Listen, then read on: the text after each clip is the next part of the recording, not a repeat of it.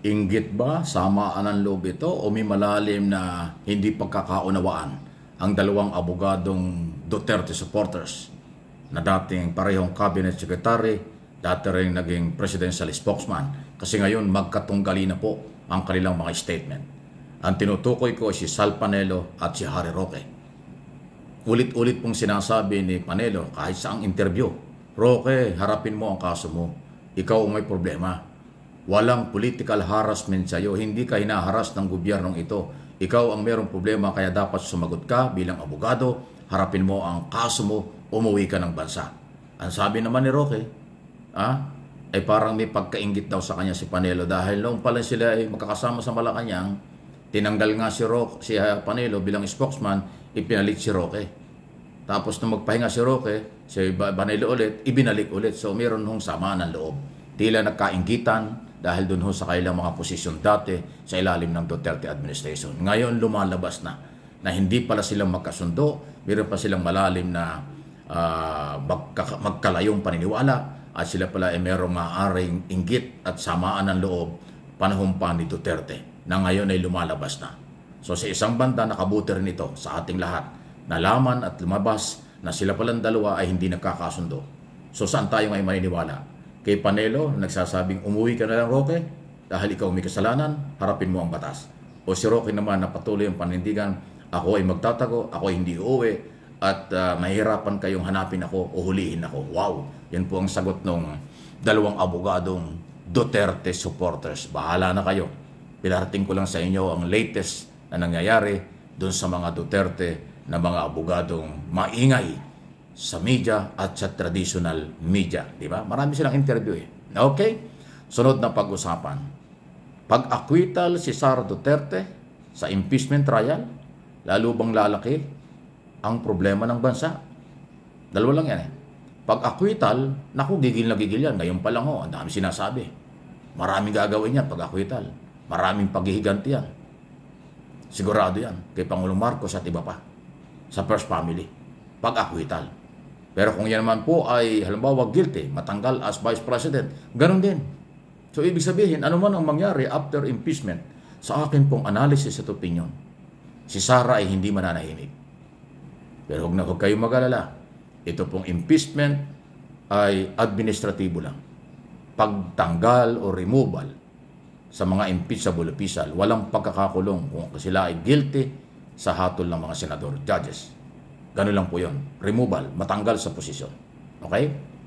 Ang kasunod niyan, kung halimbawa ay guilty, ay meron pong guilty o acquittal, yung kaso sa DOJ na papunta sa korte, hindi po yun maaapektuhan.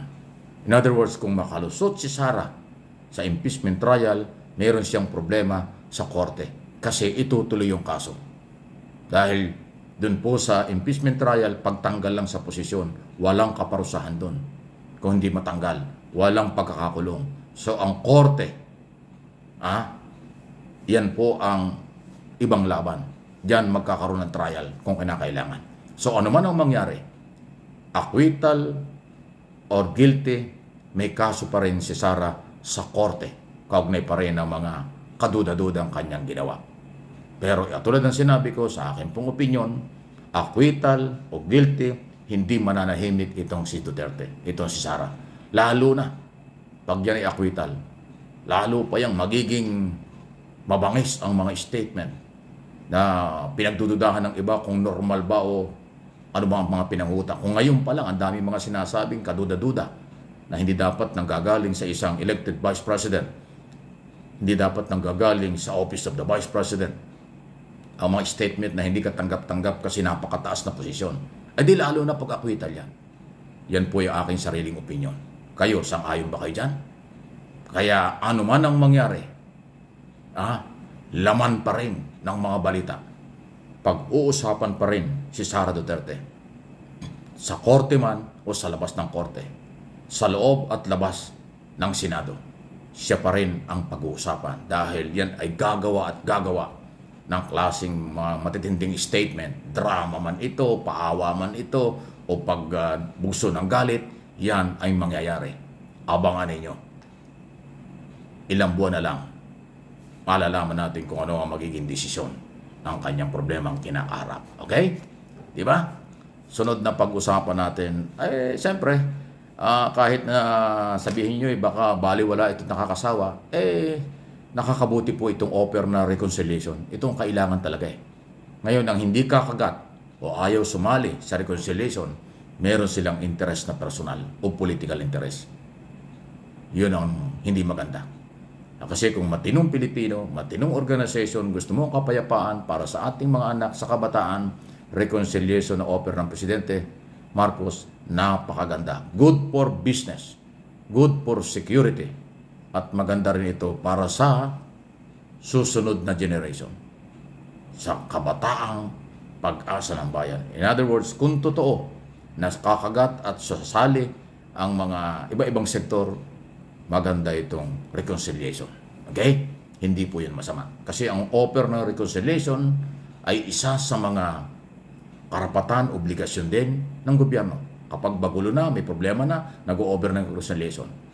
Pag hindi sumali kayo sa reconciliation, meron ng pwedeng gawin ang gobyerno na higit pa sa dapat nilang gawin na ikagugulat natin pag hindi kayo sumali sa katahimikan, pagkakaisa, pagtutulungan, pagmamahal at malasakit sa bayan. Huwag nating bigyan ng puwang, huwag nating bigyan ng daan, mag-isip at magplano ang Pangulo ng higit sa mga aksyong hindi nyo magugustuhan pag hindi nyo kinagat at hindi kayo sumali sa reconciliation. Last option po ang reconciliation. Ang sunod dyan, iba na. I tell you sa darating na mga araw. Okay? Any comment, reaction, malaya po tayo. Kayong mga Pilipino sa abroad o saan mang lugar dito sa buong bansa, ang isipin po natin, pasintabi na po ako'y nagpapaalaala ng ganito bilang pagmamahal, malasakit, ay ang kinabukasan ng ating mga anak at mga apo. Ang kabataan, hindi yung para ngayon lang. Nabigyan kayo ng pera, nakinabang kayo, akala nyo, habang buhay na yan, lahat ng material na bagay, pansamantala lang. Ang ating paglaanan ay ang kinabukasan ng ating pamilya. Huwag niyong ibenta ang inyong kaluluwa, huwag kayong paggamit dahil sa maliit na halaga, huwag kayong paggamit sa interest lang ng mga may sarili lang interest. Pagkatapos iiwan kayo sa ere pag may problema na. In other words, maraming nang gagamit. Huwag paggamit, maging matalino. Dito sa aking mga channel at aking mga topic, ang aking laging panawagan, maging aware tayo sa lahat ng bagay hanggat maaari. Aralin ang mga galaw. Huwag palinlang, huwag pabudol sa mga mapagsamantalang uri o anumang grupo dyan. Ano po? Manatili kayo, manood, mag-subscribe, mag-follow, i-like nyo ang aking mga topic dito at pipilitin ko sa mga bukas ng kaisipan na magiging educational ang ating mga topic. Di ba? Yan ang kailangan. Importante po yan.